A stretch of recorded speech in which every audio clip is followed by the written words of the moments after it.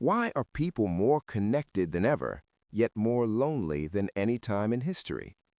We have instant messaging, video calls, and access to thousands of people at our fingertips. You can talk to someone across the world in seconds, but still feel completely alone sitting in a room. So what's going on? Tonight, we're breaking down the hidden forces shaping loneliness in modern life and why it might not be as personal as it feels.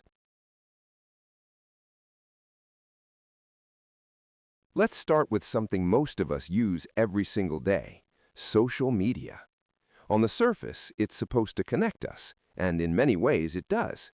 You can keep up with friends, meet new people, and share your life instantly. But here's the paradox. The more time people spend on social media, the lonelier they often feel. Why? Because social media doesn't just connect us, it also makes us compare. You're not just seeing your friends, you're seeing their highlight reels: vacations, relationships, success, happiness, a curated version of life that rarely shows boredom, anxiety, or struggle. And when you compare your everyday reality to someone else's best moments, it creates a quiet sense of distance. You start to feel like everyone else is living a fuller life than you. Even worse, online interaction can replace real connection. A like becomes a substitute for a conversation. A comment replaces actual presence. It feels like connection, but it lacks depth. And humans don't just need interaction, we need meaningful interaction. So ironically, the more connected we become online, the more disconnected we can feel in real life. Now let's zoom out from the screen and look at the physical world, especially cities. You would think living in a city surrounded by thousands, even millions of people would make loneliness impossible. But the opposite is often true. Modern cities are built for efficiency, not connection. People live close together, but rarely interact. You might see the same neighbors every day and never learn their names.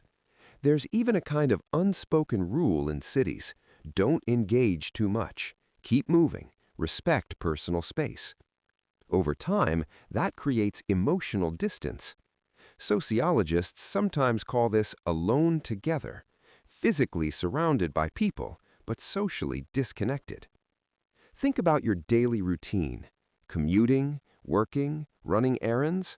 How many meaningful interactions actually happen? For many people, the answer is almost none.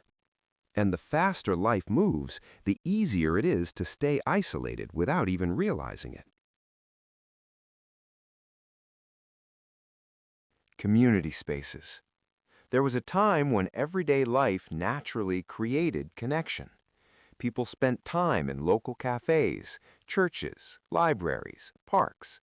Neighborhoods were more tight-knit. You didn't have to plan social interaction, it just happened. But many of those spaces are disappearing or changing. Third places, places that aren't home or work, are shrinking. Instead of gathering, people go home. Instead of socializing, they scroll. Even when we do go out, the experience is often more individual. Think about coffee shops today. Half the people inside are wearing headphones, working on laptops, or looking at their phones. The space is shared, but the experience is separate. Without these natural gathering places, connection becomes something you have to actively organize. And that's harder, because after a long day, most people don't feel like putting in extra effort to socialize. So they don't. And slowly, isolation becomes the default. Finally, we get to one of the biggest forces behind loneliness: individualism. Modern culture places a huge emphasis on independence. Be self-sufficient, be successful, focus on your goals, build your own life. On the surface, that sounds empowering, but there's a trade-off. When independence becomes the priority, interdependence starts to fade. People rely on each other less. Communities become looser. Relationships become more optional. Even friendships can start to feel secondary. Work comes first, personal goals come first, time becomes something you protect, not something you share. And over time, this creates a subtle shift in how we see connection. Instead of being something essential, it becomes something extra.